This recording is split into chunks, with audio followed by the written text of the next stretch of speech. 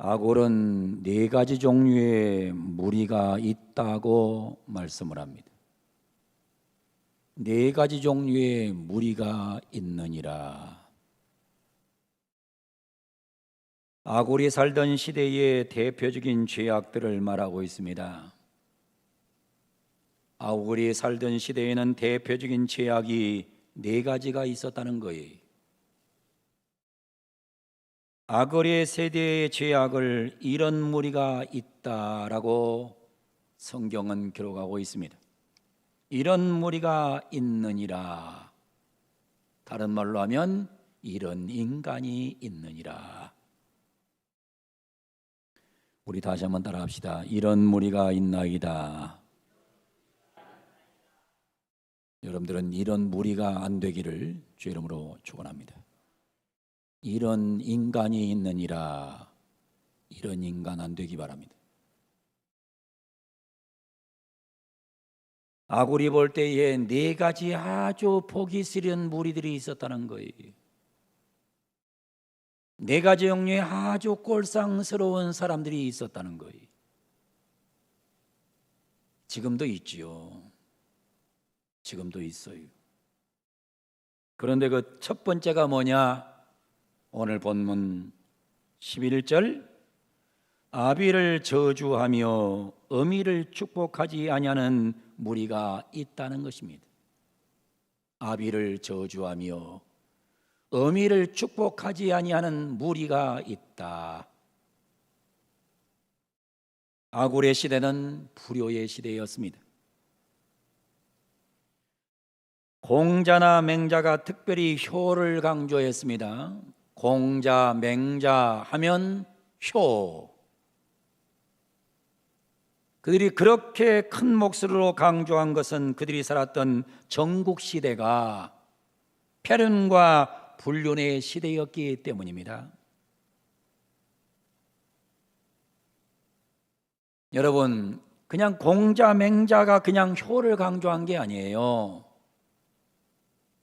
공자, 맹자가 살던 그 전국시대는 아주 폐륜의 시대예요. 불효의 시대였어요. 그러다 보니까 무슨 얘기가 나왔느냐? 그러다 보니까는 효를 강조하는 것이 공자와 맹자였어요.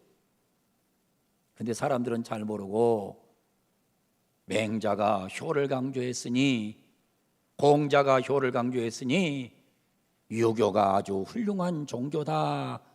이건 굉장히 무식한 거예요.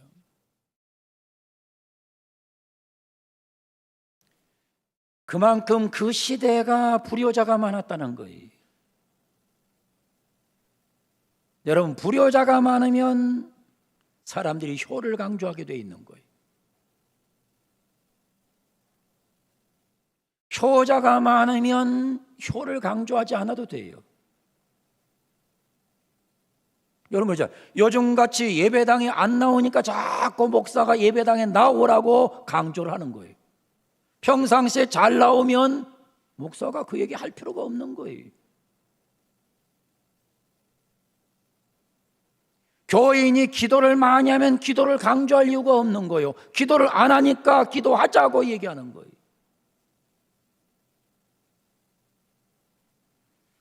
맹자는 5가지 불효를 지적했습니다. 맹자가 5가지 불효를 지적했어요. 첫째는 뭐냐? 게으름으로 인해 부모를 복양하지 못하는 것이 불효다 그랬어요. 소위 맹자가 살던 시대에는 열심히 일하지 않으면 밥을 못 먹어요. 굶어 죽어요. 그러니까 아들이나 딸이 있으면서 열심히 있게 살아가지고 농사를 잘 져서 부모를 잘 공경해야 그게 효도가 되던 시대예요. 그래서 맹자는 얘기하는 거예요. 게으름으로 부모를 복양하지 못하는 것은 불효다. 맞는 말이죠. 사람이 열심히 벌어가지고 부모를 잘 섬기는 게 그게 효도지요.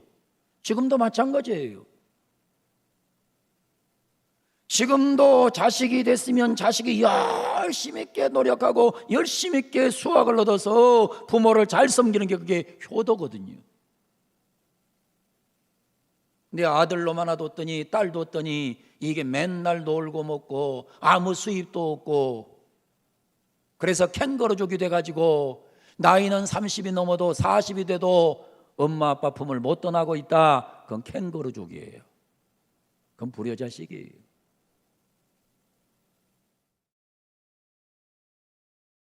두 번째로 맹자는 뭐라고 하냐면 노름과 술에 빠지는 것이 불효다 그랬어요. 그 시대에 노름, 술에 빠지는 사람이 너무 많았어요. 맹자 시대에. 여러분, 우리나라도 과거에 기독교가 들어오기 전에 이 대한민국 땅, 이 조선 땅은 노름, 술, 거기에 빠져가지고 나라가 엉망진창일 때 선교사들이 들어온 거예요. 한국에 기독교가 안 들어왔다면 한국은 절대로 선진국이 될 수 없는 거예요. 기독교가 들어와서 복음이 들어와서 대한민국이 선진국이 된 거예요. 이것이 다 하나님의 은혜라는 사실을 인정해야 돼요. 불교를 다녀도 다 인정해야 돼요, 이건요. 여러분, 그 시대가 불교 시대 아니에요. 유교 시대 아니에요. 세 번째는 많은 재물을 모았지만 부모에게는 베풀지 않고 처자식에게만 아낌없이 나누는 것이 불효다 그랬어요. 여러분, 그런 자식들 있잖아요. 먹을 거 살만한데 맨날 지 처밖에 모르고 지 새끼밖에 몰라요. 부모는 아량곳 없는 그런 자식들도 있어요. 난 많이 봤어요. 특별히 며느리가 들어가고 며느리가 못돼 처먹었으면 그게 심한 거예요. 며느리가 못돼 놓으면 먹고 살만한데 아버지 어머니 무시하는 거지. 집안에 여자가 잘못 들어와 버리면 효도라는 건 없는 거예요. 남자가 혼자 효도해요?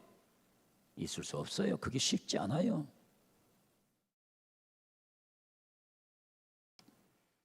그래서 맹자는 많은 재물을 모았지만 부모에게 베풀지 않고 처자식에만 아낌없이 나는 것이 불효다. 그러니까 맹자 시대에는 이런 인생들이 많았다는 거예요. 네 번째, 부모가 자식 때문에 부끄러움을 느끼게 하는 것이 불효다 그랬어요. 부모가 자식 때문에 부끄러움을 느끼게 하는 것이 불효다. 아이고, 어느 집안에 저놈 자식 저거 지혜비 참, 그 지혜비는 그러잖아요. 저 자식 저거 보니까 지혜비 닮았지. 그러면 불효라는 거예요. 아이고, 저거 못돼 먹었는데 저거 다 지혜비가 잘못 가르쳐줘서 그래. 이게 불효라는 거예요. 여러분, 교회에서도 보세요. 교인이 교인값을 못하면 누가 욕먹냐? 목사가 욕을 먹어요.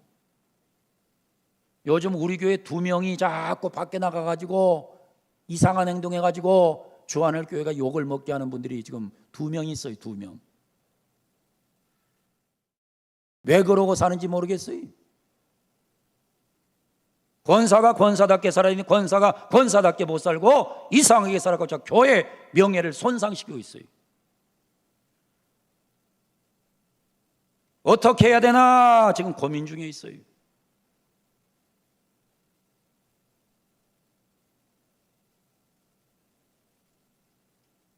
여러분 그러잖아요. 여러분이 나가서 잘못 살면 전부 주안을교가 욕먹고 목사가 욕먹고 그 다음에 주님이 욕먹고 하나님까지 욕을 먹어요.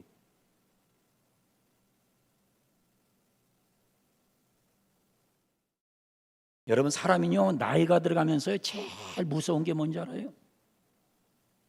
나이 들어가면서 제일 무서운 게 뭐냐? 나이 들어가면요 제일 무서운 게 자식이 제일 무서운 거예요. 내가 잘못 살면 내 아들, 딸에게 손해가 갈까 봐서 굉장히 무서운 거예요.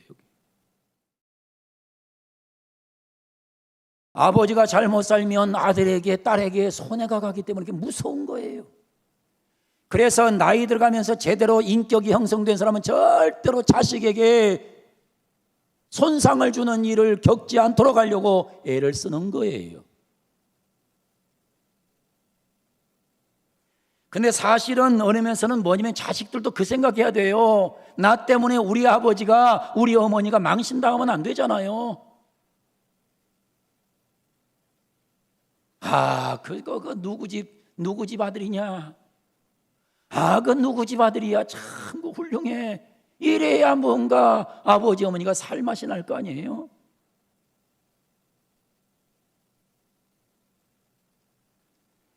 마지막으로 5번째 맹자는 이런 말을 했어요. 자랑할 것이 힘밖에 없는 것이 불효다. 자랑할 것이 힘밖에 없으니까 밖에 나가고 맨날 일만 저지로 돌아다녀요. 그러니까 아버지는 날마다, 엄마는 날마다 불안해.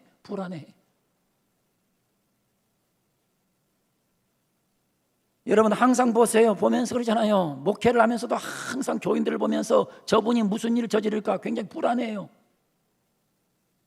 그건 교인 생활 잘못하는 거예요.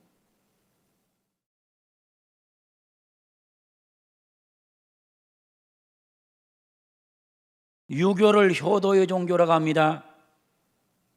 그러나 여러분 성경에 비하면 유교는 효도는 비교가 되지 않습니다.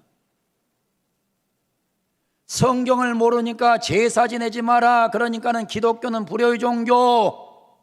낙인이 찍힌 거예요. 저는 항상 어디든지 가서 얘기해요. 어디든지 말해요. 살아계신 부모에게 잘해야지. 죽고 나서 살아있을 때 어머니 아버지한테 닭 한 마리 사는 게 효도지. 죽고 나서 돼지 머리 갖다 놓고 아무리 절해봐라. 그게 무슨 효도냐? 효도 아니에요. 죽고 나가지고 여러분 죽고 나서 뭘 하겠다는 거예요? 죽어버렸는데 뭘 하겠다는 거예요?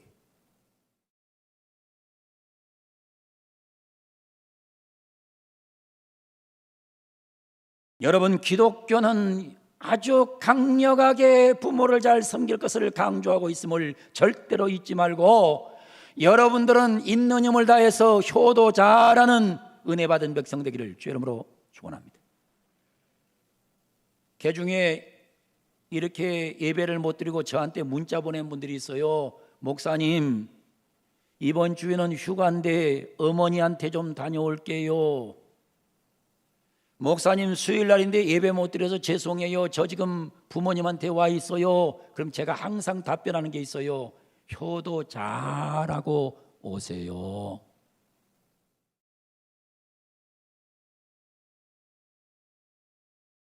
바울은 디모데후서 3장 1절 2절에 이렇게 말을 합니다.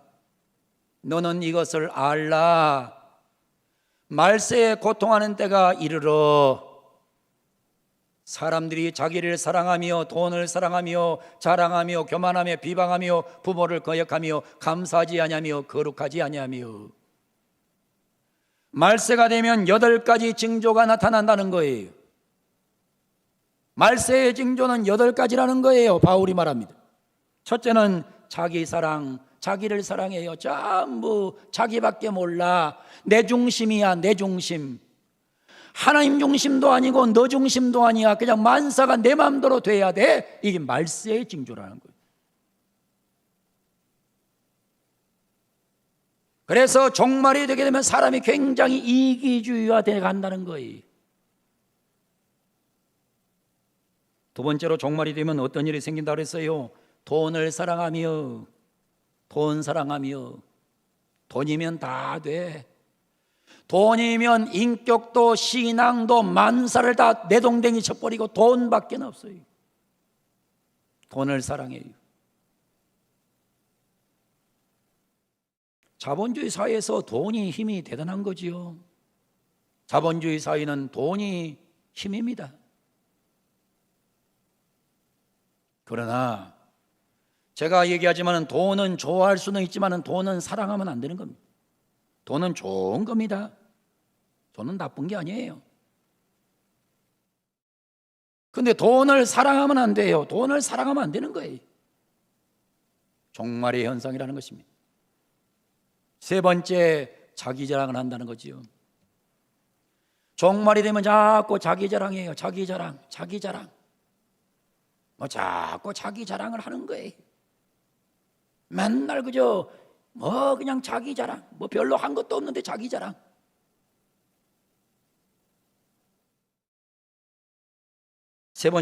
네 번째는 뭐라고 합니까? 자기 교만, 교만해집니다. 종말의 징조는 교만에 있다고 바울은 말하고 있습니다. 다섯 번째는 뭐라고 말합니까? 비방한다 그랬습니다.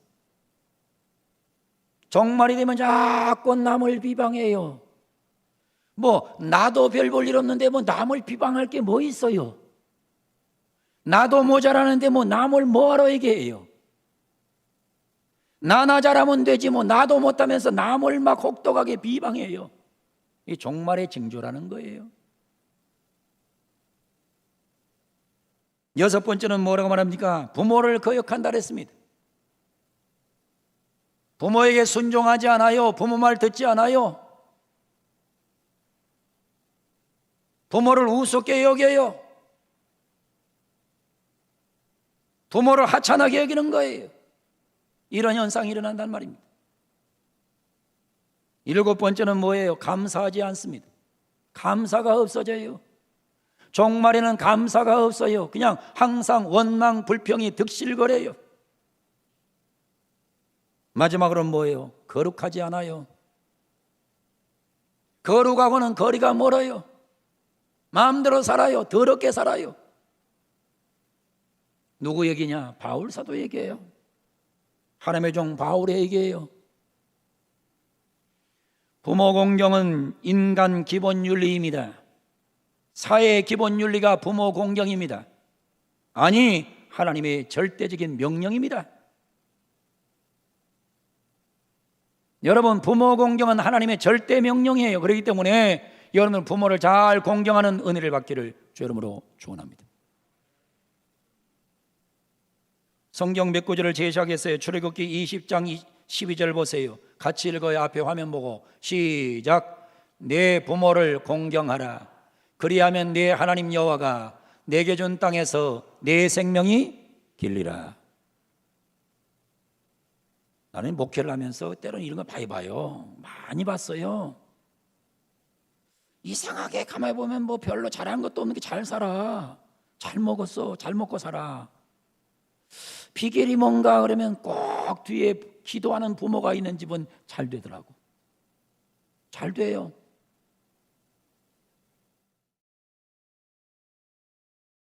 기도하는 어머니, 기도하는 아버지, 기도하는 할머니, 기도하는 할아버지가 있는 집안은 다 잘 되더라고.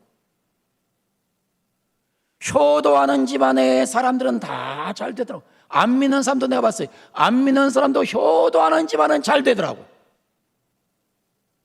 불효자가 잘 되는 집안을 내가 본 적이 없어요.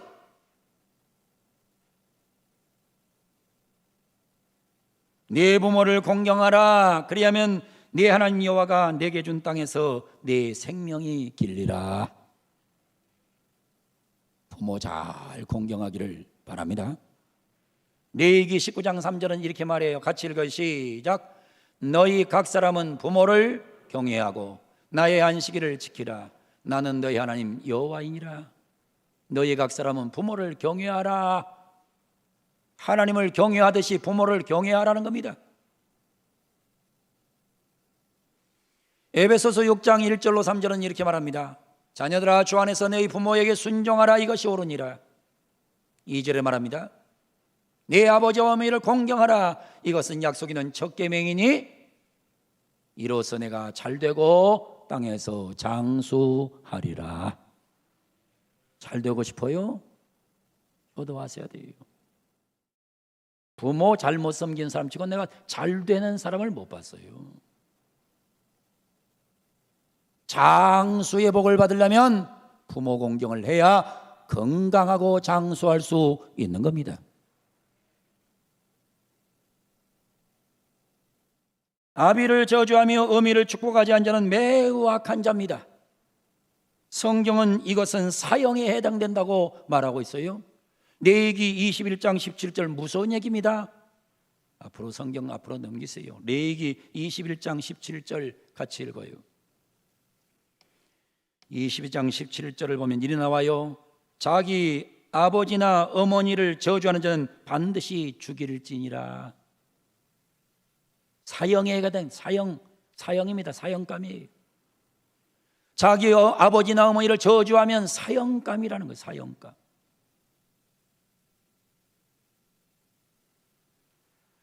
요즘은 이렇게 길거리를 다 걸어다니다 보면 옛날에 우리 연세들렸다가 세상 당하는 권사님들하고 옷을 비슷하게 입고 다니는 분들 보면 그분들이 생각이 나요. 어떨 때 문득 또 모이면 짐차를 딱 끌고 가는 걸 보면 또 세상 떠난 장로님이 또 생각나요.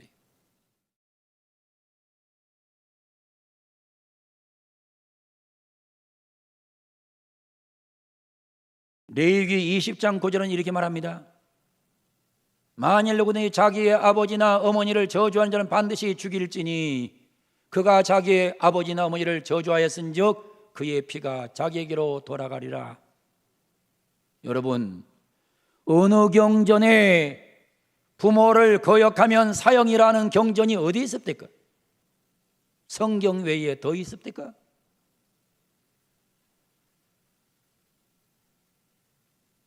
잠언서 20장 20절은 이렇게 말합니다. 같이 읽어요. 시작. 자기의 아비나 어미를 저주하는 자는 그 등불이 흑암 중에 꺼짐을 당하리라. 꺼져버린다 이겁니다. 등불이 꺼지듯이 꺼져버리는 것이 불효자의 인생이라고 성경은 논하고 있는 거예요. 오늘 성경은 그럽니다. 무리가 있느니라. 무리가 있느니라. 아주 꼴보기 싫은 무리가 있느니라. 그 무리가 누구냐? 불효자식의 무리가 있느니라 그랬어요.